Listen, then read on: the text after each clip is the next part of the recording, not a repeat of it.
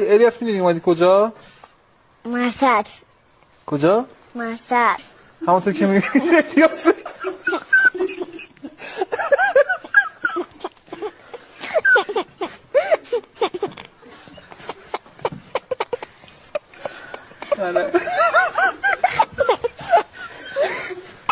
زنده از مشهد در خدمت شما هستم.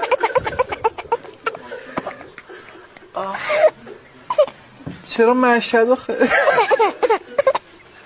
با چی اومدی؟ با قطار یا با هواپیما؟